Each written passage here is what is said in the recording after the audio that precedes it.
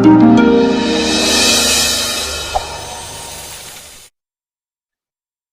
datang di kuliah Survival Analysis. Ini adalah salah satu mata kuliah pada program studi Statistika Fakultas MIPA Universitas Indonesia. Saya Sarini Abdullah, dosen pengampu untuk mata kuliah ini. Nah, sekarang kita akan melihat mengenai skema pemancungan kiri.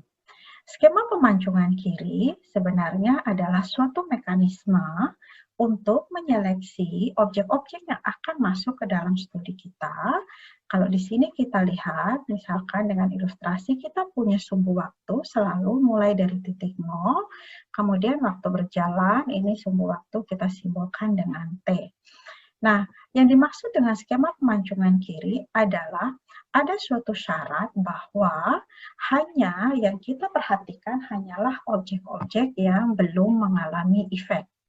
Objek-objek yang sudah mengalami event pada suatu titik waktu tertentu, maka kita cut, kita buang.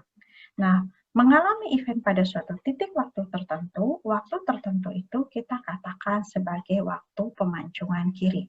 Jadi ada masa tunggu dari awal waktu sampai suatu waktu tertentu di sini pada waktu TL. Kemudian kita lihat untuk objek-objek yang mengalami event di sini, maka objek-objek itu tidak kita masukkan dalam studi karena itu yang menjadi syarat dari skema pemancungan kiri adalah hanya melihat event yang terjadi sesudah titik waktu tertentu yang kita sebut dengan waktu pemancungan kiri. Nah, untuk objek-objek yang sampai di titik waktu TL dan belum mengalami event, maka objek-objek ini layak masuk terseleksi untuk menjadi objek penelitian kita. Itulah yang dimaksud dengan skema pemancungan kiri. Nah, bagaimana kita mencatat waktu terjadinya event untuk objek-objek ini? Di sini kita misalkan ambil contoh 3 objek dari sekumpulan objek yang tersedia ini. Misalkan di sini kita lihat objek yang pertama. Tentu dia punya awal pengamatan, kemudian seiring berjalannya waktu, sampai di waktu yang kita syaratkan di sini, eventnya belum terjadi, event yang menjadi perhatian kita, oke, berarti dia berhak atau dia dapat dipilih untuk masuk ke dalam studi. Kemudian kita lakukan pengamatan sampai kapankah event itu terjadi. Dan ternyata terjadinya di suatu titik waktu di sini. Misalkan kita simbolkan dengan T2. Maka kita akan mencatat data dari objek pertama adalah T sama dengan T2. Tapi ingat, bukan sekadar T sama dengan T2, karena tadi kita mensyaratkan bahwa objek pertama ini harus belum mengalami event sebelum TL. Sehingga jikapun ia mengalami event, maka eventnya harus terjadi sesudah TL. Jadi ini ada syaratnya, T sama dengan T2 bersyarat T lebih besar dari TL. Tentu ini nanti dengan ada syarat seperti ini nanti akan menentukan bentuk kontribusi dari data-data seperti ini dalam proses estimasi parameter dari model selanjutnya. Kemudian untuk objek kedua juga sama, ada titik awal untuk objek tersebut, kemudian hingga pada suatu waktu TL, objek ini belum mengalami event sehingga eligible untuk dimasukkan ke dalam studi kita, kemudian mulai dilakukan pengamatan, dan ternyata dia mengalami event di titik waktu T1. Maka kita akan mencatat datanya adalah T sama dengan T1 bersyarat bahwa T lebih besar dari waktu pemancungan kiri. Perlu diingat bahwa di sini waktu pemancungan untuk objek pertama ataupun objek kedua bisa jadi berbeda nilainya. Bisa jadi objek pertama terpancung di T sama dengan katakanlah 5, sementara objek kedua bisa jadi terpancung kiri di T misalkan sama dengan 10. Seperti apa mestinya yang dimaksud dengan waktu pemancungan? Untuk lebih jelasnya nanti kita akan lihat di video berikutnya. Sekarang kita lihat lagi contoh ketiga. Di sini misalkan objek ketiga, objek ini dia belum mengalami event di sini hingga waktu TR sehingga eligible untuk dimasukkan ke dalam studi. Kemudian kita lakukan pengamatan, namun ternyata hingga akhir masa studi kita, objek ini belum mengalami event. Seandainya studi diteruskan, maka objek ini akan mengalami event suatu saat sesudah titik waktu ini. Sayangnya kita tidak meneruskan. Nah, sehingga objek yang seperti ini kita katakan datanya tersensor kanan. Tersensor kanan, waktu penyensorannya misalkan kita simbolkan dengan CR. Sehingga data untuk objek seperti ini akan dicatat sebagai waktu eventnya terjadi adalah T lebih besar dari CR, dan tentu saja dengan syarat bahwa T-nya lebih besar dari waktu pemancungan kiri. Sekarang kita akan lihat mengenai skema pemancungan kanan.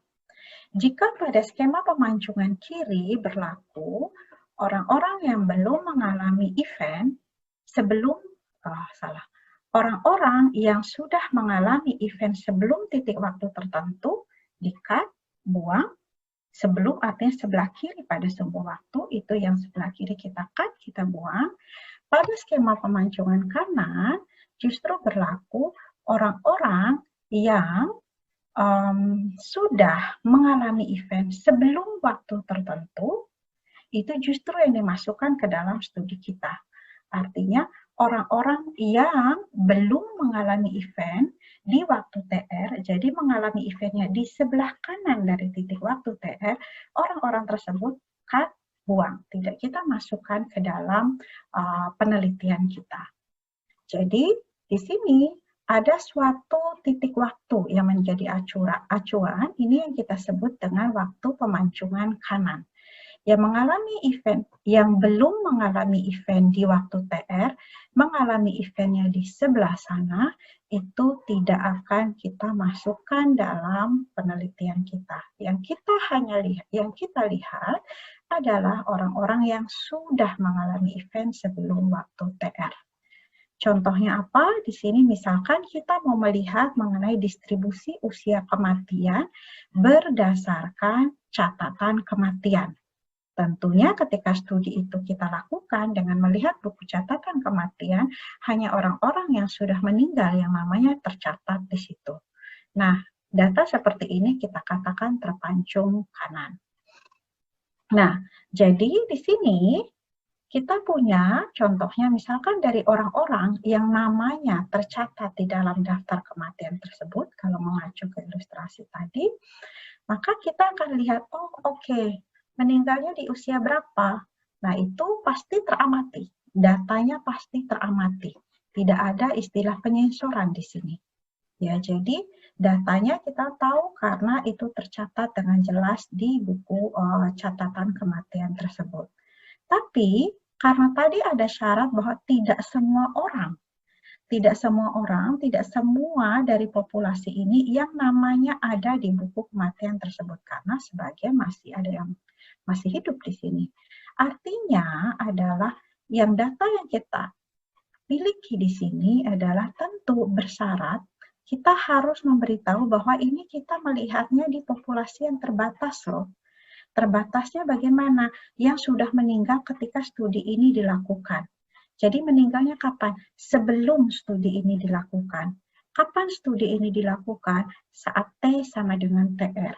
Oh, berarti data yang kita punya, waktu-waktu yang kita catat adalah waktu-waktu di mana T lebih kecil daripada TR. Jadi, ini menjadi kondisi. Jadi, waktu yang kita catat di sini tidak hanya T sama dengan T2, contohnya di sini, melainkan T sama dengan T2 bersyarat T kurang dari TR. Jadi, pada data terpancung kanan selalu ada syarat bahwa waktu atau time to event-nya harus lebih kecil daripada waktu pemancungan kanan.